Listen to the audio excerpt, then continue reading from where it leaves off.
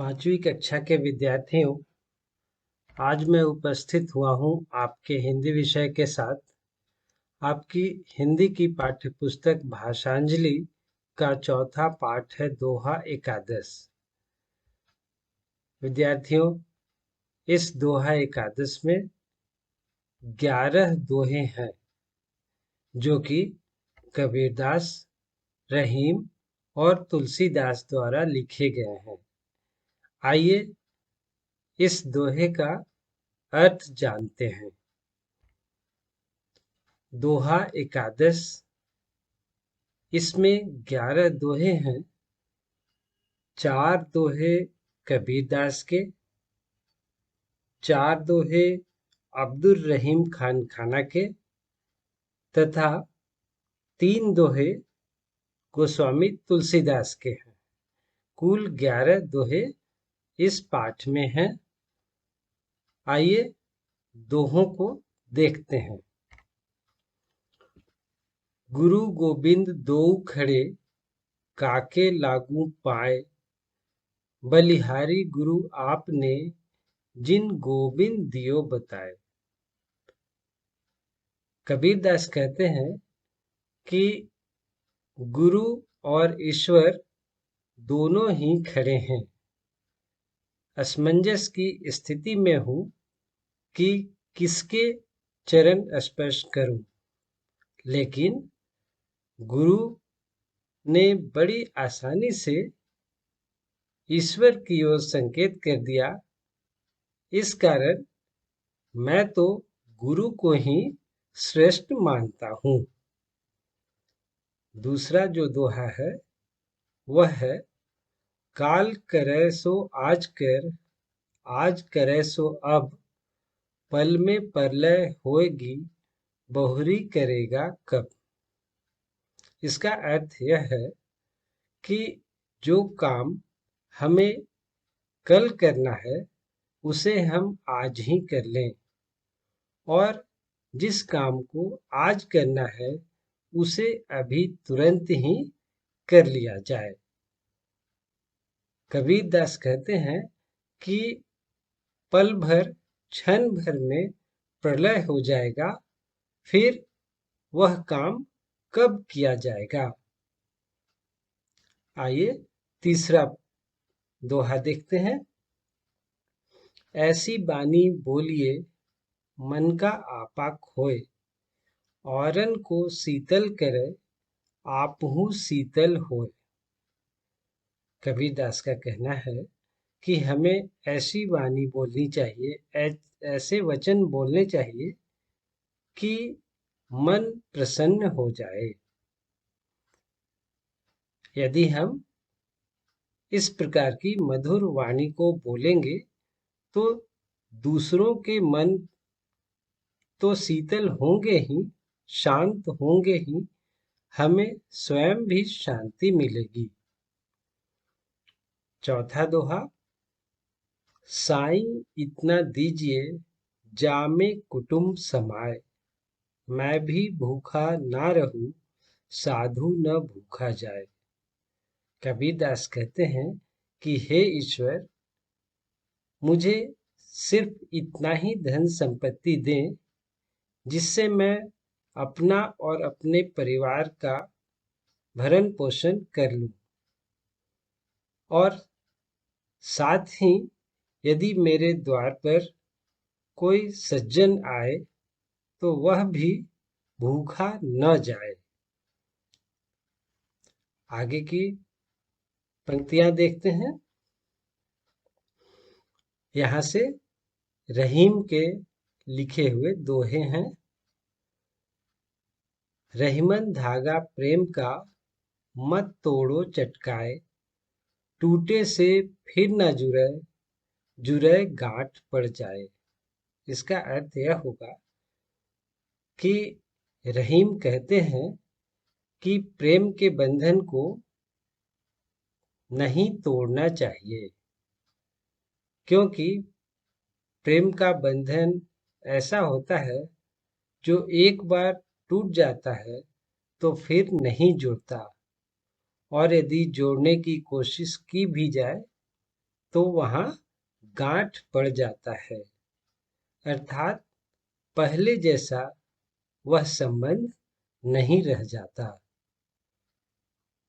अगला पद, बोल अमोलक होत है, बोल सके तो बोल, रहीमन भीतर तौलिए, फिर बाहर मुख खोल। रहीम कहते हैं कि बोली वचन अमूल्य होते हैं, इसे अमूल्य जानकर के ही बोलना चाहिए। रहीम का कहना है कि बोलने के पहले हमें अपने मन, अपने हृदय से उस बात को तौल लेना चाहिए, तब जाकर वह बात मुख तक आना चाहिए।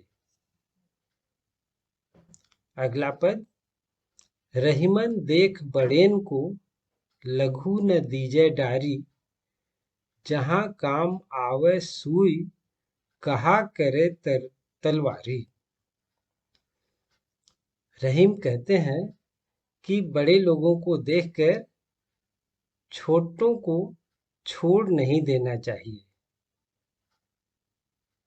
क्योंकि जहां पर छोटे अर्थात सुई का काम है, वहां तलवार जैसे बड़े चीज का क्या काम। अगला पद, तरुवर फल नहीं खात है, सरवर पियहि न पानी, कही रहीम पर काज हित, संपत्ति संचही सुजानी। रहीम कहते हैं कि तरुवर अर्थात पेड़ अपना फल नहीं खाते हैं, न ही सरोवर अर्थात तालाब ही अपना पानी पीते हैं। इसलिए रहीम का कहना है कि पर काज हित, दूसरों के कार्य के लिए अथवा दूसरों के कल्याण के लिए जो सज्जन व्यक्ति होते हैं, वे संपत्ति का संचय करते हैं, संपत्ति इकट्ठा करते हैं। अब आइए तुलसीदास जी के दोहों को देख लें। पहला जो दोहा है, मुखिया मुख सो चाहिए, खान पान को एक, पालय पोसय सकल अंग, तुलसी सहित विवेक।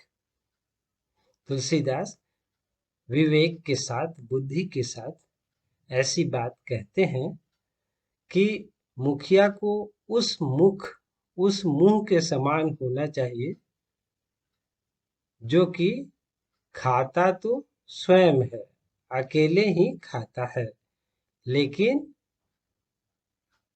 पालता और पोसता है सभी अंग को, शरीर के सारे अंगों का पोषण करता है।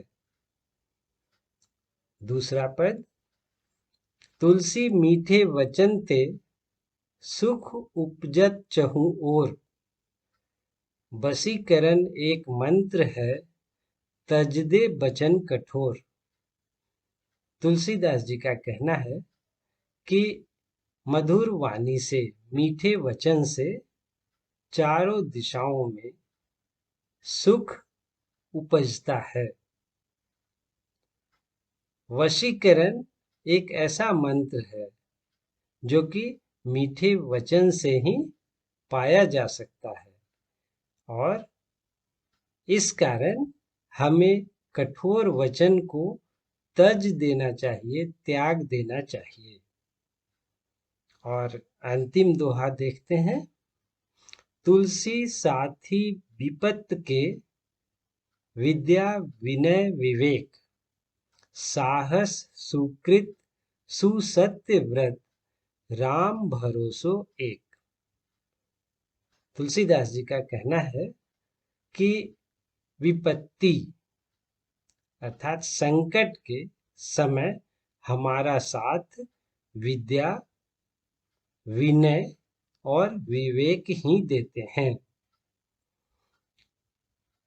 तुलसीदास के लिए साहस, सुकृत मतलब अच्छे कार्य और सुसत्य व्रत अर्थात सत्य वचन पालन करना ही भरोसा के योग्य है, अर्थात उसे नहीं छोड़ा जाना चाहिए। तो विद्यार्थियों, ये थे दोहा एकादश के दोहे और उनके अर्थ। इस कक्षा में इतना ही। अगली कक्षा तक के लिए धन्यवाद।